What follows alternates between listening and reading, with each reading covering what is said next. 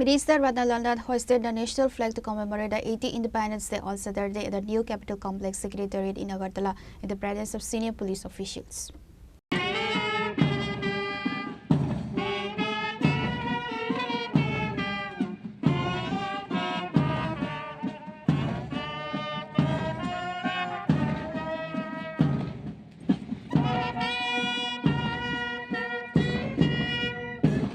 Minister Radhakrishnan highlighted that August 15 marks the historic day of India's independence, noting that under the current government, freedom fighters are duly honored and the occasion is observed with great solemnity. He further emphasized that extensive developmental initiatives are underway to propel the state forward, with the ultimate objective of achieving comprehensive progress in alignment with the national vision of a Viksit Bharat by 2047. ভারতের ৮০তম স্বাধীনতা দিবস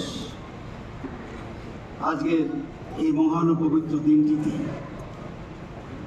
আমরা আমাদের স্বাধীনতা আন্দোলনের সেনানীদের শ্রদ্ধা জানাই, কৃতজ্ঞ চিত্তে শ্রদ্ধা নিবেদন করি সেই সকল দেশনায়ককে যারা 1947 সালের সেই বিবর্ণ ভারতবর্ষকে আজকের দিনের বর্ণময় ও প্রাণময় বিকশিত ভারতবর্ষ হিসেবে গড়ে তোলার চালিকা শক্তি হিসেবে কাজ করছে।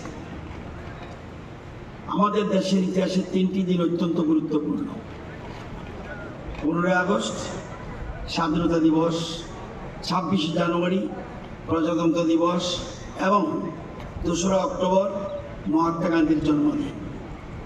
এই 3টি দিন আমাদের স্বাধীনতা, আমাদের সংবিধান এবং আমাদের জাতির নৈতিক আদর্শের কথা মনে করিয়ে দেয়।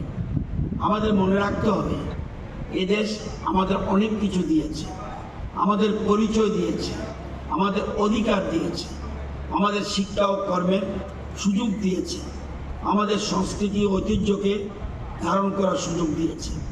তাই আমাদের প্রত্যেকের মনে একটি কথা সবসময় থাকা উচিত: রাজনৈতিক মতপার্থক্য থাকতে পারে, দলের মতপার্থক্য থাকতে পারে, ব্যক্তিগত মতের পার্থক্য থাকতে পারে, কিন্তু যখন দেশের প্রশ্ন আসে তখন আমাদের একটাই পরিচয়, আমরা ভারতীয়।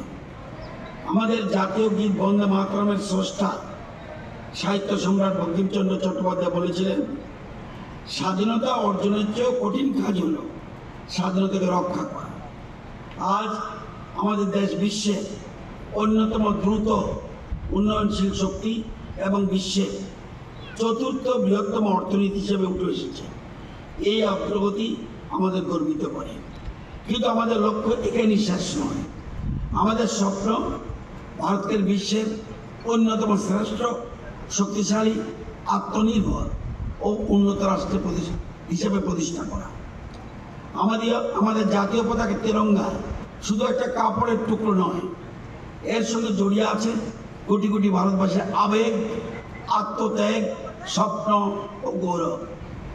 আজকে যে ভারতবর্ষের মাটিতে আমরা দাঁড়িয়ে আছি, সে ভারতবর্ষ এক অন্য ভারতবর্ষ। বলা যায় আজকের ভারতবর্ষ এক অনন্য ভারতবর্ষ। ক্ষুধা, দারিদ্র আর বঞ্চনার বিবর্ণ এই দেশে একসময় স্লোগান উঠত, গরিবী হটাও। অনাহার ও অপুষ্টি শিকার হয়ে মৃত মানুষের সংখ্যা দেশ বিদেশের খবরের কাগজের সংবাদ শিরোনাম হিসেবে উঠে আসত। আভ্যন্তরীণ দুর্বলতার সুযোগ নিয়ে সাম্রাজ্যবাদী শক্তির সহজ টার্গেট হতো এই দেশ। কিন্তু সময় পাল্টেছে দেশ পরিচালনার শক্তি কেন্দ্র। দেশের উন্নয়ন ও অগ্রগমনে এসেছে উদার দৃষ্টিভঙ্গি। সেই আবহেই দেশ শাসনের মূল মন্ত্র হয়ে উঠেছিল সবকা সাথ সবকা বিকাশ। আমাদের স্বাধীনতা আমাদের কেউ উপহার হিসেবে দেয়নি। এই স্বাধীনতা অর্জিত হয়েছে রক্তের বিনিময়ে, অসংখ্য আত্মত্যাগের বিনিময়ে, কারাবরণের বিনিময়ে এবং অগণিত মানুষের ত্যাগ ও সংগ্রামের মাধ্যমে। তিরঙ্গাকে সম্মান জানানো মানে দেশের স্বাধীনতা সংগ্রামীদের সম্মান জানানো, তাদের আত্মত্যাগকে সম্মান জানানো। এবছর আমাদের কাছে আরও একটা বিশেষ তাৎপর্য রয়েছে। আমরা স্মরণ করছি বন্দে মাতরম গান রচনার 150 বছর। বন্দে মাতরম শুধু একটা গান নয়, এটি ভারতের স্বাধীনতা আন্দোলনের ইতিহাসের সঙ্গে গভীরভাবে জড়িত একটি দেশাত্মবোধের প্রতীক। তাই তিরঙ্গা এবং বন্দে মাতরম দুটি আমাদের স্বাধীনতার ইতিহাস, আত্মত্যাগ এবং জাতীয় চেতনার সঙ্গে গভীরভাবে যুক্ত। আমাদের দেশ 25-26 অর্থ বছরে 7.7% জিডিপি বিকাশে সক্ষম হয়েছে। সর্বকালীন ইতিহাস রচনা করে ইউরোপিয়ান ইউনিয়নের সঙ্গে পারস্পরিক মুক্ত বাণিজ্য চুক্তি সক্ষম হয়েছে। ডিজিটাল ইন্ডিয়া প্রধান হাতিয়ার ইউনিফাইড পেমেন্টস ইন্টারফেস, যাকে ইউপিআই বলি, সমগ্র বিশ্বকে অবাক করে জানুয়ারি 2026 সমকালীন 21.70 বিলিয়ন লেনদেন করতে সক্ষম হয়েছে, যার আর্থিক মূল্য 28.23 লক্ষ ক্রোড়। দেশের বর্তমান কর্মশক্তি এবং আগামী দিনের কর্মযোগী যুব সমাজকে নবতর আয়োজনের অংশীদার করে তুলতে গ্লোবাল আর্টিফিশিয়াল ইন্টেলিজেন্স সামিট আয়োজন করা হয়েছে দেশের মাটিতে।